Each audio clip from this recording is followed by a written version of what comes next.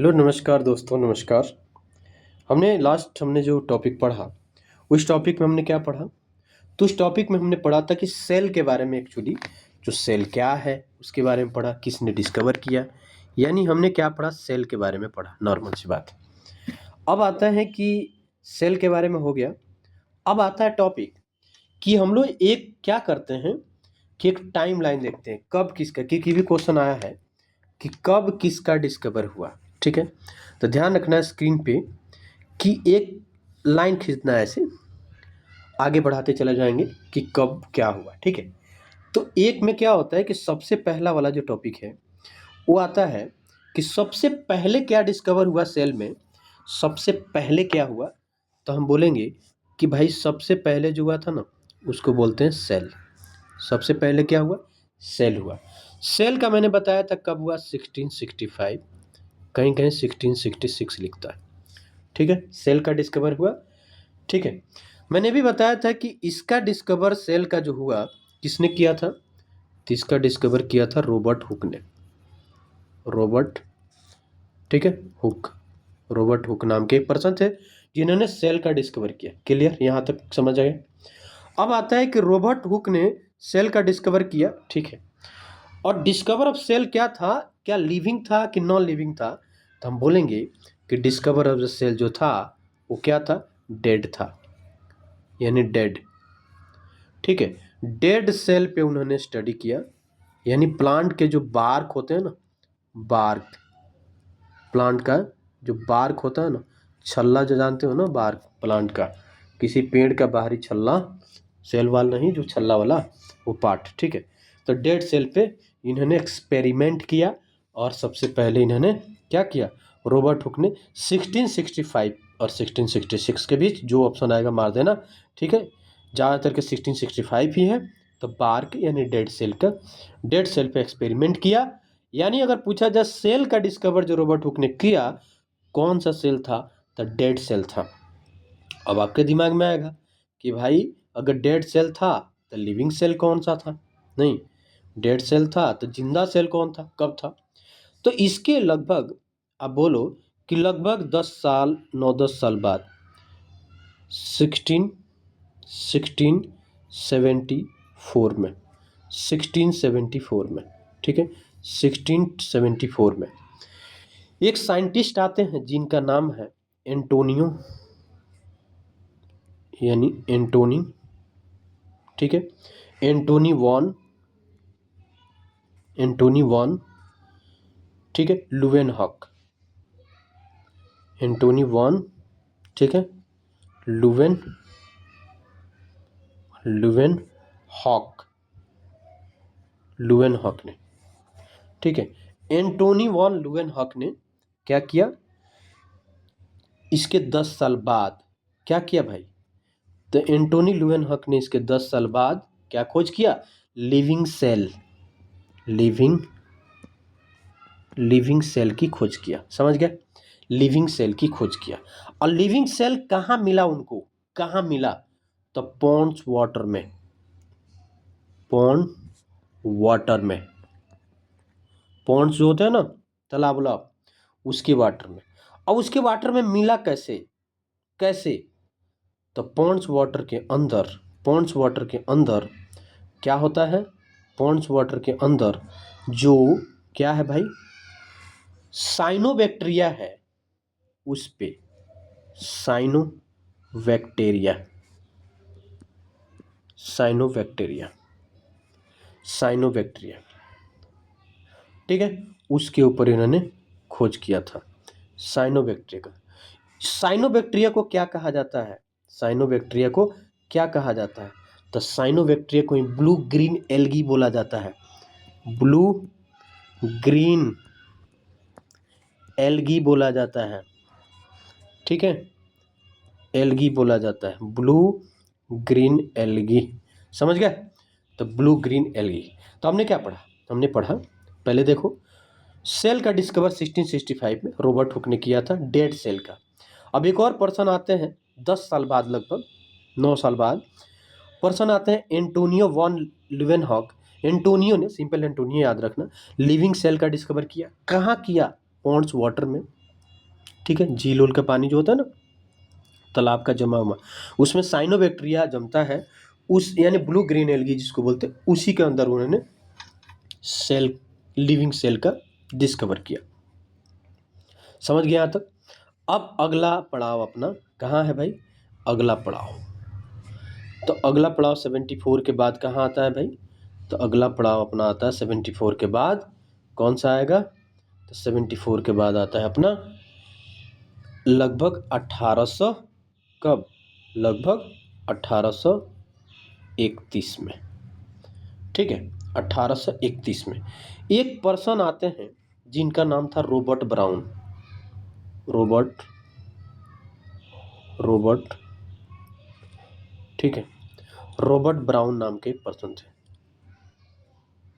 ठीक है, Robert brown नाम के पर्सन थे, जिन्होंने क्या किया, न्यूक्लियस की खोज किया, जिन्होंने क्या किया भाई, न्यूक्लियस की खोज किया, यानी नाभिक का, ठीक है, इन्होंने क्या किया, न्यूक्लियस की खोज किया, ठीक है, न्यूक्लियस की खोज किया, न्यूक्लियस को क्या बोलते हैं, नाभिक भी बोलते हैं, ठीक है, न्यूक्लियस को क्या बोलते हैं, नाभिक बोलते हैं।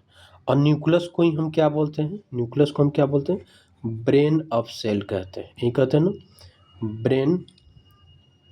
ब्रेन ऑफ सेल कहते हैं, इसको क्या कहते हैं, ब्रेन ऑफ सेल, ठीक है, ब्रेन ऑफ सेल, यानी मस्तिष्क बोला जाता है न्यूक्लियस को सेल का, ठीक है। अब हमने क्या किया, 1665 पे स्टार्ट किया, फिर 74 में आ गए। अब इसके बाद हम क्या करेंगे, इसके बाद हम इस लाइन को आगे ले चलते हैं, इसके बाद हम चलते हैं कहाँ पे, इसके बाद हम चलेंगे, अगला पड़ाव कहाँ पे है भाई, अगला है 1839, ठीक है, यानी 38-39 है, कहीं कहीं 38 लिखता है, कहीं कहीं 39 लिखता है, ठीक है, तो 1838 में, 1838 या 39 में, ठीक है, 1838 या 39 में।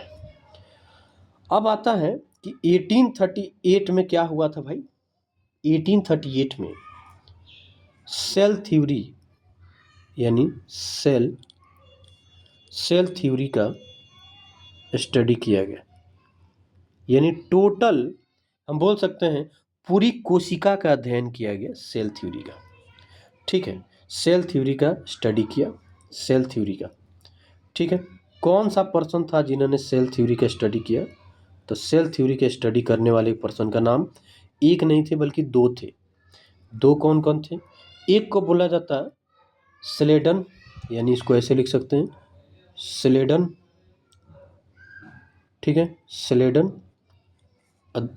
ठीक है, और दूसरे को क्या बोला जाता है, स्वान। स्लेडन और स्वान नाम के दो पर्सन थे जिन्होंने सेल थ्योरी का बारे में बताया था, और स्लेडन और स्वान ने सेल थ्योरी के बताया। अब क्वेश्चन आ सकता है कि स्लेडन और स्वान ने क्या पौधे के बारे में स्टडी किया कि जंतु के बारे में, तो स्लेडन ने पौधों के बारे में बताया था, ठीक है, यानी पौधों के क्या होता है, कोशिका के बारे में, पौधों के कोशिका, ठीक है, पौधों की कोशिका, समझ गए। और स्वान ने क्या किया था, स्वान ने वो जंतु कोशिका के बारे में बताया था, स्वान ने क्या किया, जंतु कोशिका, स्वान किसके बारे में, जंतु कोशिका के बारे में, ठीक है। तो क्वेश्चन आएगा कि अगर मान लो क्वेश्चन पूछ दिया कि सेल थ्योरी के बारे में स्टडी किसने किया, तो स्लेडन और स्वान ने किया था, क्या करेक्ट। लेकिन अगर थोड़ा सा घुसा देगा क्वेश्चन अंदर, तो पूछेगा स्लेडन और स्वान ने किसने पौधे के कोशिका के बारे में बताया, किसने जंतु के कोशिका के बारे में बताया, ते भी हमने बता दिया, ठीक है, समझ गए यहाँ तक, ते भी हमने क्या हुआ, बता दिया। अब ये तो हमने बढ़ गए, अब अपना अगला पड़ाव कहाँ है भाई, तो अपना अगला पड़ाव है कहाँ पे, तो अपना अगला पड़ाव किसके बारे में आते हैं, 39 हो गया, 38 हो गया, अगला आता है फिर उसी साल क्या हुआ, 1839 के करीब ही, 1839 के करीब ही एक साइंटिस्ट आते हैं जिनका नाम था पुरकिंजे। जिनका नाम क्या था? पुरकिंजे। ठीक है, जिनका नाम क्या था? पुरकिंजे। ठीक है, जिनका नाम क्या था? पुरकिंजे। पुरकिंजे। पुरकिंजे। ठीक है, पुरकिंजे नाम एक साइंटिस्ट से। अब आता है पुरकिंजे साहब ने क्या किया भाई? तो पुरकिंजे ने क्या किया? प्रोटोप्लाज्मा के बारे में बताया था। पुरकिंजे ने क्या बताया? प्रोटोप्लाज्मा के बारे में बताया था। प्रोटोप्लाज्मा, इन्होंने क्या बताया? प्रोटोप्लाज्मा। प्रोटो, ठीक है, प्रोटोप्लाज्मा। प्रोटोप्लाज्मा, ठीक है, प्रोटोप्लाज्मा के बारे में बताया। यानी प्रोटोप्लाज्मा के खोज किसने किया? तो पुरकिंजे ने किया था। प्रोटोप्लाज्मा की खोज 1839 में किसने किया? पुरकिंजे ने किया। अब आते हैं कि प्रोटोप्लाज्मा क्या है। तो प्रोटोप्लाज्मा अगर आपसे पूछेगा कि क्या है, तो आप बोलोगे, क्या बोलोगे? आप बोलोगे फिजिकल बेसिस ऑफ लाइफ है। इसको बोलते हैं फिजिकल, फिजिकल, ठीक है, बेसिस ऑफ लाइफ है। Basis of life, physical basis of life क्या बोला जाता है? प्रोटोप्लाज्मा। ठीक है, अब प्रोटोप्लाज्मा जो होता है किससे मिल के बना होता है? प्रोटोप्लाज्मा जो होता है किससे मिल के बना होता है? तो वो बना रहता है किससे मिल के भाई? तो बना रहता है आपका न्यूक्लियो, न्यू, ठीक है, ये बना होता है आपका nucleo, nucleo, nucleo plasm, nucleo plasm, ठीक है, और साथ में nucleo plasm plus cytoplasm, cytoplasm, ये दोनों से मिलके बना रहता है। समझ गए ना? तो प्रोटोप्लाज्मा को फिजिकल, प्रोटोप्लाज्मा को फिजिकल बेसिस ऑफ लाइफ कहा जाता है। किससे मिलके बना होता है? तो ये बना होता है न्यूक्लियोप्लाज्म और साइटोप्लाज्म से मिलकर प्रोटोप्लाज्म बना होता है। और इसका डिस्कवर किया था 1839 में पुरकिंजे नाम के एक साइंटिस्ट ने। ठीक है, 1839 में पुरकिंजे नाम के एक साइंटिस्ट ने क्या किया? डिस्कवर किया था। किसका? प्रोटोप्लाज्म का। ठीक है, अब एक और साइंटिस्ट आते हैं जो 1855 में आते हैं। ध्यान रखना, मैं डेट वाइट कर रहा हूँ। पहले 1665 किया, 1674 किया, 1831 किया, 1838 39, फिर 39 किया, फिर 39 पुरकिंजे, फिर आता 1855। तो 1855 में एक साइंटिस्ट आते हैं जिनका नाम था रोडोल्फ विर्चो। इनका नाम था रोडोल्फ, रोडोल्फ वर्चू या वर्चू बोलते हैं, विर्चो बोलते हैं, जो बोलना। स्पेलिंग थोड़ा देख लेना। रोडोल्फ वर्चू या विर्चो थे, उनका नाम था। इन्होंने क्या किया? ठीक है, इन्होंने एक्सटेंडेड सेल थ्योरी दिया था। एक्सटेंडेड सेल थ्योरी, समझ गए ना? एक्सटेंडेड सेल थ्योरी, एक्सटेंडेड, इन्होंने एक्सटेंडेड, ठीक है, क्या किया भाई? इन्होंने extended, extended cell theory, extended cell theory के बारे में बताया। एक्सटेंडेड सेल थ्योरी के बारे में किसने बताया? तो ये बताया था किसने? रोडोल्फ वर्चू ने। अब इन्होंने क्या किया? ओमिनस सेलुएसेला के बारे में बताया। ओमिनस यानी सिंगल वाला के बारे में बताया। ठीक है, उतना बेसिक नहीं जाएगा जितना हमने बता दिया। ठीक है, अब आता है, बट हमने बता दिया अपने सेफ्टी के लिए कि अगर क्वेश्चन डीपली जैसे एडीओ में पूछा है, अगर डीपली गया तो बहुत से बच्चे उसी में निकल लेंगे। ठीक है, यानी उन लोग को लगेगा भाई कहाँ से क्वेश्चन आ गए, कहाँ से क्वेश्चन आएगा, हवा भी नहीं लगा। समझ गए। अब आता है कि 1940 के करीब, यानी सेकेंड वर्ल्ड वार के करीब क्या होता है, इलेक्ट्रॉनिक्स माइक्रोस्कोप या अल्ट्रा इलेक्ट्रॉनिक्स माइक्रोस्कोप का खोज होता है। इलेक्ट्रॉनिक्स माइक्रोस्कोप, इलेक्ट्रॉनिक्स माइक्रोस्कोप का, ठीक है, माइक्रोस्कोप, इलेक्ट्रॉनिक्स माइक्रोस्कोप का, ठीक है। या उसी को बोला जाता है, उसी को क्या बोला जाता है, और करके लिख दो, और अल्ट्रा इलेक्ट्रॉनिक्स माइक्रोस्कोप, यानी अल्ट्रा इलेक्ट्रॉनिक इलेक्ट्रॉनिक माइक्रोस्कोप, ठीक है, माइक्रोस्कोप, ठीक है। समझ गया यहाँ तक। ये थोड़ा सा है इलेक्ट्रॉनिक्स माइक्रोस्कोप का डिस्कवर हुआ है। उसके बाद क्या होता है, जब इलेक्ट्रॉनिक्स माइक्रोस्कोप का डिस्कवर हो गया, उसके बाद 1900 लगभग 53 की बात है, ठीक है।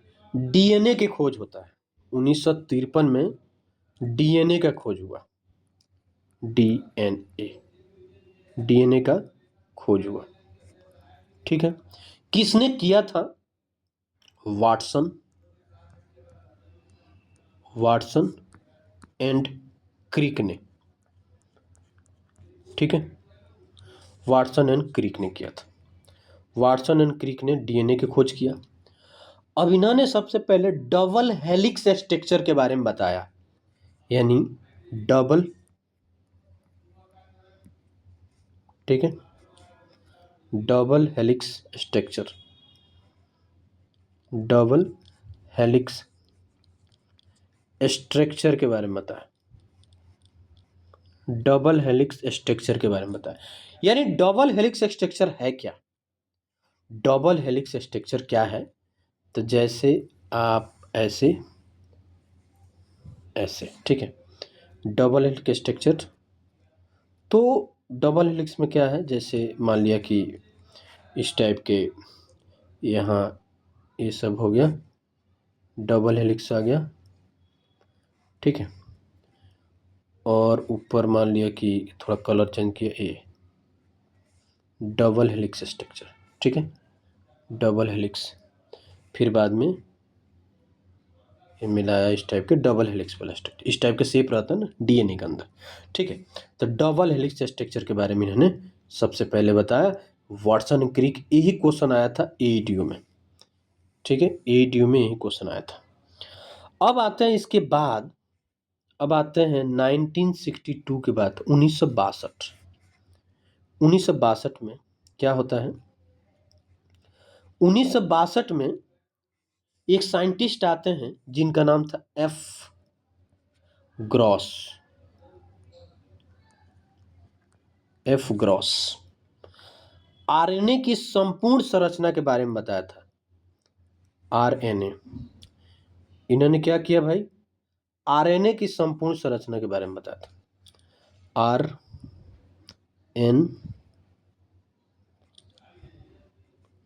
आरएनए की संपूर्ण संरचना के बारे में बताया, समझ गया ना, संपूर्ण संरचना, संपूर्ण संरचना,